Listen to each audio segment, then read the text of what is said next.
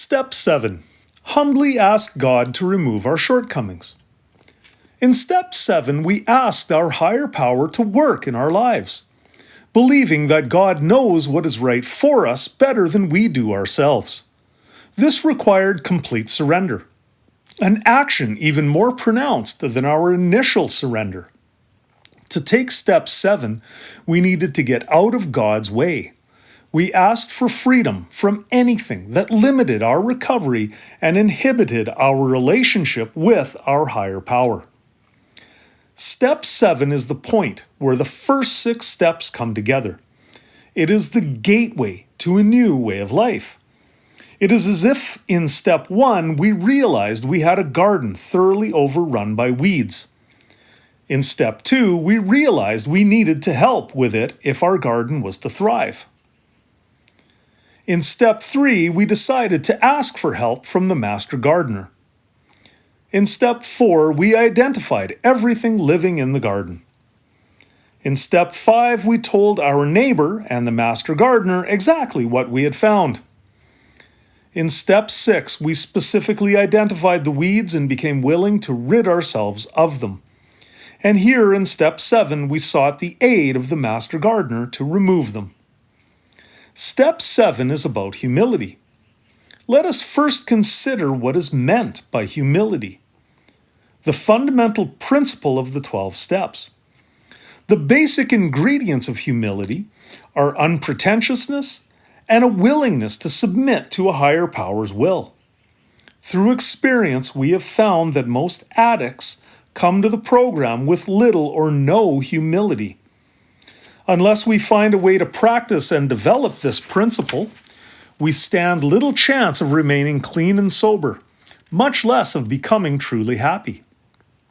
We live in a world where there are many warped ideas of how to attain happiness. Some people believe we should always be happy. Some believe that the fulfillment of our material needs and desires is the key to happiness. For us, that pursuit often led to drugs.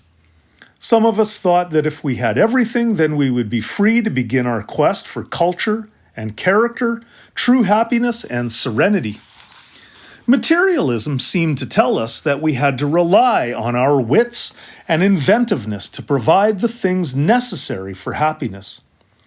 We, who are addicts, have come to the bitter realization that our best thinking and self-will are what brought us to a state of despair and incomprehensible demoralization.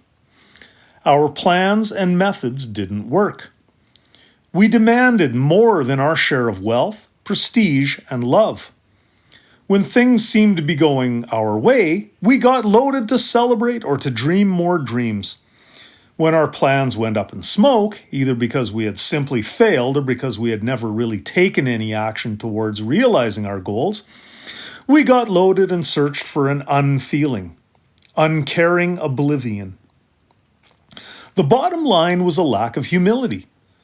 We could not see that good character and spiritual values had to come first.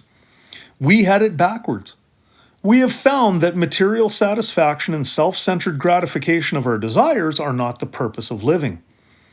Of course, most of us thought that good character was desirable, but many of us thought this was something one acquired as a result of obtaining all that one needed. Some of us thought that morality and honesty were something to be displayed so that we would have a better chance of getting what we wanted. Few of us thought honesty, tolerance, patience, and love of our fellow human beings and a higher power were values that should be the foundation of our daily lives. As long as self-gratification and acquisition of our wants and needs was our number one priority, we could never gain a working faith in a higher power. This was impossible, even if we came to the program with the belief that God exists. As long as we relied first on our own self-will and based our lives around the pursuit of what we were convinced our needs were, reliance and faith in a higher power were out of the question. The process of gaining this new outlook on life was a painful experience for most of us. Many of us found that we had to make the same mistakes over and over again before we could really start to grasp the concept. Often we were humbled by experiences brought on by our own pride, ego, and arrogance. We learned that the more we could let go of our selfishness and try to carry out what we perceived as God's will, the more we started to experience serenity in our lives. Our admission of powerlessness in step 1 was often the first feeling of liberation and freedom we had ever experienced. This is an example of true humility and the healing that it can bring. But this was only the beginning. We had spent our entire lives in our using careers based on self-centeredness. This attitude does not change overnight. It is a lifelong process requiring the practice of perseverance. As we are so often told, recovery is not an event, it is a process. We strive for progress, not perfection. Humbly asking God to remove our shortcomings meant we were completely open to letting God work in our lives, despite our unsubstantiated fears. Humility is a continuous relationship with our higher power. It is the ability to calmly ask for help. Working daily on our relationship with God, we discovered that our timetable for having our defects of character removed was not the same as God's timetable. Humility is a simple request and a letting go. We take action and leave the results of our request to our higher power. At this point in our recovery, we had obtained some measure of relief from the obsession to use. Considering where we came from, that in itself was remarkable, if not miraculous thing. We had taken a clear look at the defects of character that blocked us from a better relationship with the very power that could help us. By this time, we had started to enjoy moments where we experienced true feelings of serenity and happiness. They were gifts beyond value. The rewards we had enjoyed thus far were based largely on the level of true humility we had in our lives. We began to see that humility is the key to serenity and happiness. Our outlook started to change. In the past, we had always run away from the things that had frightened us. We had numbed ourselves with the drug. We never wanted to deal with pain.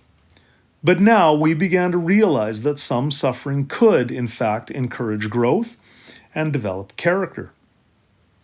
Within the fellowship, we can see and hear at virtually every meeting how people's lives of suffering have been transformed by humility into lives of happiness, fulfillment, and joy.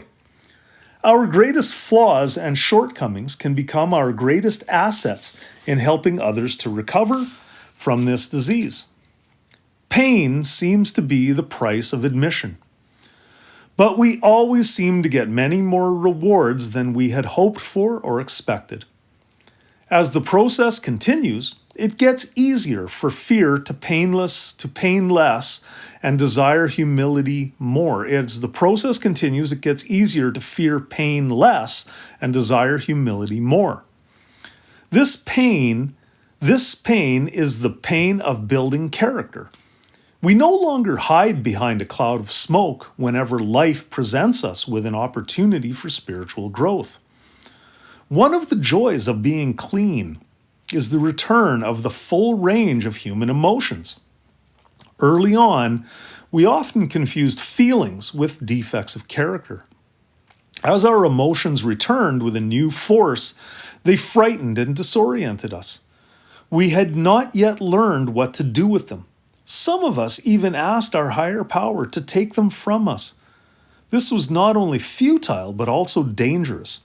We found that when we denied, blocked, or buried our feelings, we usually behaved compulsively.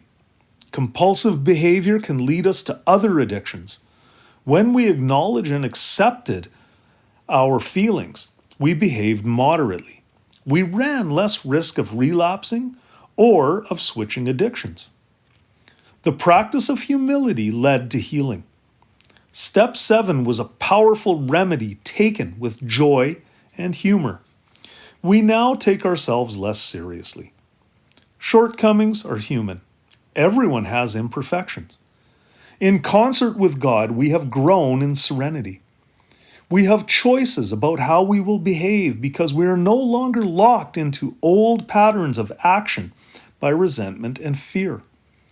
Self-centered fear that we would lose something we had or that we wouldn't get something we wanted put us into a state of perpetual disturbance that blocked us from our true goals. It follows that no true peace could be had until we found a means of reducing these demands.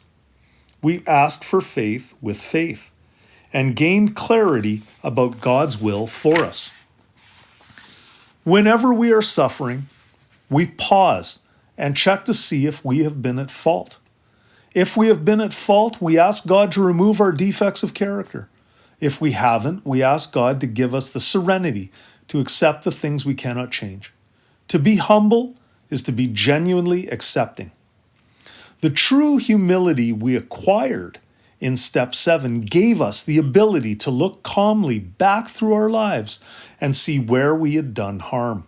It gave us a way to ask for the honesty and willingness to change our relationships. When we asked humbly, we discovered that a higher power could remove our imperfections and help us gain self-forgiveness for the harm that we had done. We were ready for step 8.